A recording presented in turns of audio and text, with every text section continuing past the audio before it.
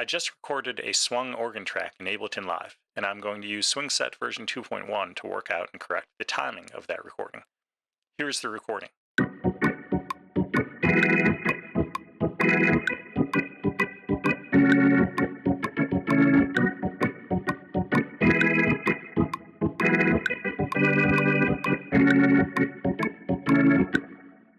That was Bob Marley's Jammin'. It's a swung song, so my recording, my performance, already has swing in it. One of Swing Set's unique abilities is the ability to work with clips that already have swing. And that was just me playing on an external MIDI controller, and my timing was very sloppy. We're going to start by using Swing Set's analysis mode, which is launched with this question mark button. Analysis mode is new in version 2 and 2.1. Analysis mode looks at all the notes in the clip and gives a division by division breakdown of the swing recipe. So here it's telling me that I have 76 quarter notes, and of the 76, 54 of them are swung, and it gives a range, negative 19.5 to 16%. So right away that tells me something. It tells me what I already know, which was my playing was pretty sloppy, but the fact that the center point of that range, negative 19.5 to 16, is right around 0, it tells me that if my first move was to make the quarter note straight, that would be a safe move, meaning it would be correcting mistakes in my performance, not taking out something that we actually want. Moving on, in the 8th division, it tells me I have 93 notes, and the vast majority, 91 of them, are swung 7.7 to 84.9. And that's not quite a red flag, but it's definitely a orange flag. That's a huge spread, 7.7 to 84.9. And what I suspect, or what I hope, is that the vast majority of my notes that are 8th notes are pretty consistent. They're right around, maybe say 70%. And that it's, a smaller amount of outliers that are giving us this spread from 7.7 to 84.9. Moving on, in the 16th division, it says I have 3 notes, and they're all swung 12.8 to 33.5. Now, there's a little bit of a orange flag here, again, if you pay attention to the quantities. So I have 76 quarter notes, I have 93 8th notes, and it's telling me I have only 3 16th notes. So often what that means is these 3 notes are not truly 16th notes, that what they really are notes belong to some other division, and that my playing was so sloppy that they fell outside of the bounds of the division they actually belong to, and that Swing Set has kind of mistakenly, following the rules it follows, identified them as 16th notes. And so, one of our early moves here is going to be to look into these 3 16th notes and make an assessment and apply some human intelligence. And when we look at the 32nd note division, a similar story is being painted. It says I have 6 of them, and they're all swung 40.6 to 98.5%. Okay, so let's take this in baby steps. Step 1, move number 1, is going to be to make the quarter notes straight. And to do that, I simply change the mode from free to straight. And the change happens immediately because the notes are already selected. So we can go back into analysis mode and take a look. 76 quarter notes, they're all straight now. However, there's something kind of interesting going on. Previously, it told us there was 6 32nd notes, and now it's counting 2. And I think the note count for 8th notes might have been 93, and now it's counting 97. And at first glance, you might say, well, what the heck? That can't be right. And what we're seeing is a glimpse under the hood of how Swing Set's algorithm works. And the algorithm works, it's context-based. So it's looking at all the notes, and it's making an intelligent decision based on the information it has about all the notes on what each note belongs to, what division it belongs to. And when we changed the quarter notes from free to straight, we changed the context. So the context changed, and the analysis changed too. And Swing Set isn't perfect. There's a chance that this was a mistake in of itself. But because my instinct about the 32nd notes is that they're kind of categorically erroneous, that the clip actually doesn't have any 32nd notes, that these are notes that are being misidentified as 32nd because they're so early or so late, I'm looking at this as a good thing, because previously I had 6 notes to work out and apply human intelligence to, and now I only have 2. So we'll go down this road. We'll take Swing Set's analysis at face value. We'll go down the road, and hopefully that's what's going on. Hopefully everything is, we're moving in the right direction here. And that's going to be my next move. Move number 2 will be to look at the 32nd notes.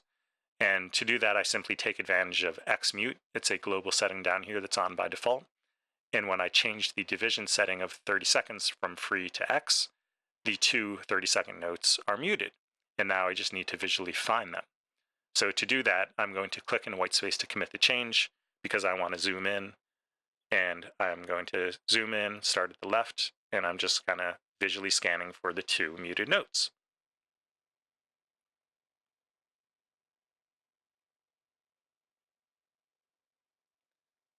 And here they are. These are our two muted 30-second notes. And let's take a look at what we have. What's the context?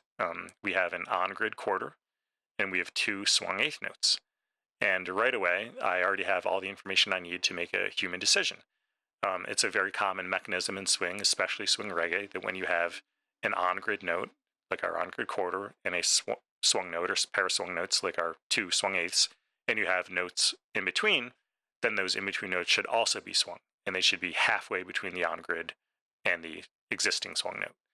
And so to do that, we need to make swing set understand that these are 16th notes, because when we make them 16ths and we apply the same swing as the eighths, they will be where we want them to be, which is halfway between the on-grid quarter and the swung eighth. So I'm going to zoom in just a little bit. I'm going to put my grid on 16th, and I'm just going to select them and just bump them down to the 16th grid. And basically that's it. The correction is over. So now at this point, swing set's going to recognize them as 16th notes. And when we get to the point where we are applying swing to the 16th division, they will be included. Right now, I'm going to leave them muted, and we're going to go into the report and take a look. So starting at the bottom, it's telling me I have no 30-second notes, and that's what we want, because what we did is we just found the two 30-second notes, and we moved them to the 16th grid, which tells swing set, makes swing set believe that they're not 30-second notes anymore. That's what we want. And looking in the 16th division, take note that the two muted notes are not included in the analysis, like they're mentioned and counted, but it's telling me I have three notes. Those three notes are swung 12.8 to 33.5, and in addition to those three, I have two muted notes. Great. So let's find them again and unmute them, and look what happens to the report. So now the 16th division is saying I have five notes, and three are swung 12.8 to 33.5%. So two are straight. Those are the two that we just put on the straight grid. Makes sense. So our next move number 3, is going to deal with the 16th notes. So previously I said that, I think there's a chance that the 16th notes that it's recognizing aren't 16 notes at all. I'm changing my mind. We in what we just did, we determined that this clip does actually have 16th notes. So we're going to leave them alone, leave them in the division they are. And we can go ahead and homogenize them and apply a swing to them. We can kind of just pick one that sounds right. I'm going to pick 70% because I know that this song, Bob Marley's Jammin', is a heavily swung song, close to a triplet feel, but maybe not quite. I'm just going to punch in 70, and we'll come back to that value later. So I put in 70 as the global setting. I changed the division setting of the 16ths from free to swing, and that's it. They moved, I'm zoomed out too far to notice the change, but they've moved there. We can go into the report again and confirm. So our 16th notes are straightened out. We have 5 of them, and they're all homogenized. They all have the same swing amount of 70%. Great. So basically we're done except for the 8th notes. And we still have that kind of problem that in the 8th note division where we've got that wild spread from 7.7 to 84.9. And we can take a quick look. I mean, there's so many notes, I don't want to spend too much time, but we can quickly set them to mute and quickly, I'll commit the change because the highlighting is kind of visually distracting. It'll let us zoom in and see things a little more clearly. Let's kind of see what, picture is being painted. So I'll set the grid to 8th. And here we have 3/8 notes that are, set back from their home base by quite a bit. They're, amongst themselves, they're reasonably consistent, but not great. The next pair here also set back from their home base. The next pair also set back from the home base. Moving on, we've got 3 also set back from the home base. And then here we have 3. This is right after the number 2 bar that are kind of, the odd guys out. They're pretty much on grid. They're almost straight. And moving on from those three, we're back to kind of the pattern we saw before. We've got 3 notes pushed back from the grid, 3 notes pushed back from the grid. So, one thing we can kind of ask ourselves is, one possibility we can consider is maybe this is a song that actually does have or should have both swung eighth notes and straight eighth notes. And swing set has a provision for that. That's both mode. And we can actually start by just putting them. We'll unmute everything. We can just put eighths on the swing setting and execute that change. Okay, and let's have a listen. So, let's look at the report first. So just to clarify, we have homogenized our eighth notes. We've given them the same global swing setting. Okay, let's have a listen.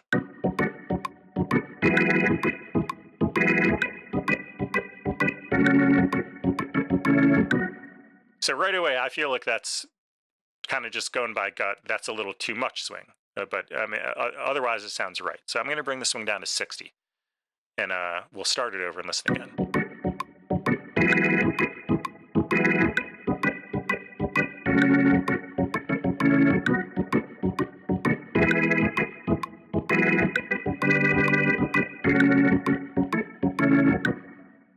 Okay, I'm happy with that. I think that's right, but let's just kind of put our doubts to rest.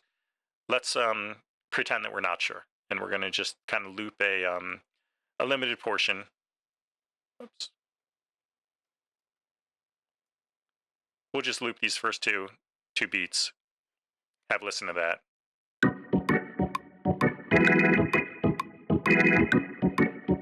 Great.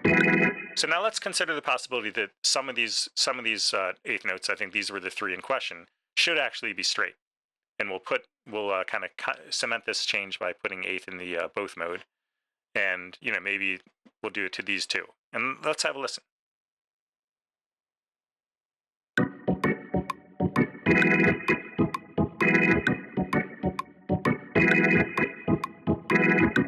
Back to swing now.